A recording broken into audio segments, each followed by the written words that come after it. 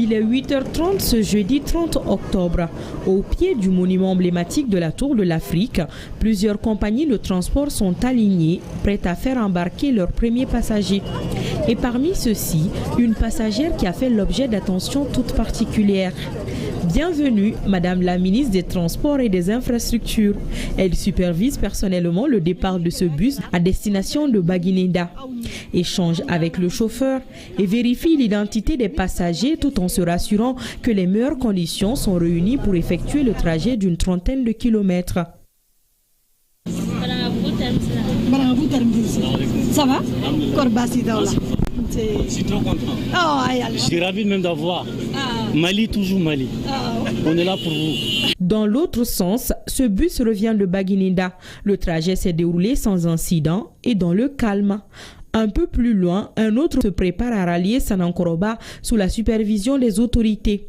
Chauffeurs et passagers partagent le même sentiment.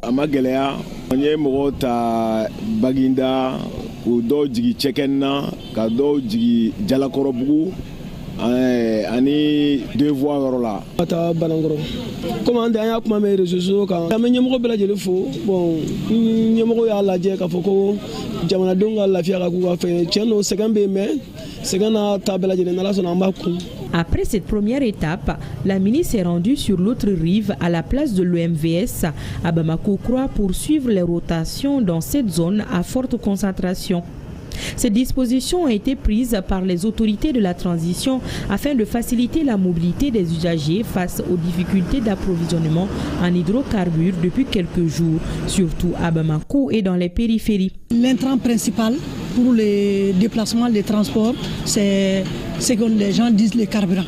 Donc s'il y a pénurie, c'est sûr que ça va impacter le nombre de matériel roulant sur les réseaux routiers.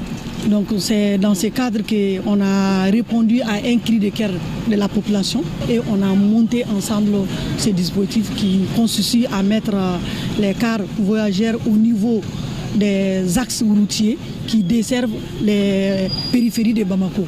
Donc il y avait une ligne Baguineda qui vient jusqu'à la Tour d'Afrique, une ligne qui quitte Sanangoroba, Banangoro jusqu'à la Tour d'Afrique. Cette ligne-là qui part jusqu'à Samanko et ensuite à Katibougou.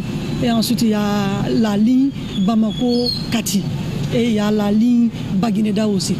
Donc comme on n'a pas oublié les transports urbains, ceux qui utilisent les Sotrama et c'est à l'interne pour les courtes distances, mais les bus voyageurs, comme c'est des transports de masse, je l'ai dit, ça c'est des banlieues pour les longs trajets.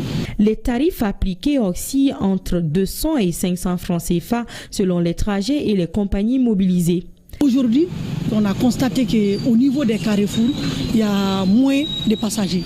Parce que les bus qui peuvent prendre à peu près 55 places assises et à peu près 20 places debout. Donc on peut dire qu'avec une répartition faite par les transporteurs et ensuite les axes choisis par les collectivités, les mairies, on a pu jongler. Et à la date d'aujourd'hui, à l'heure où nous sommes en train de visiter, nous on n'a vu aucun passager en quête de moyens de transport. Donc on peut dire que l'opération a été une réussite. L'opération prendra fin le 2 novembre prochain. Espérons que d'ici là, le carburant coulera à flot et que les Maliens retrouveront leur habitude de déplacement.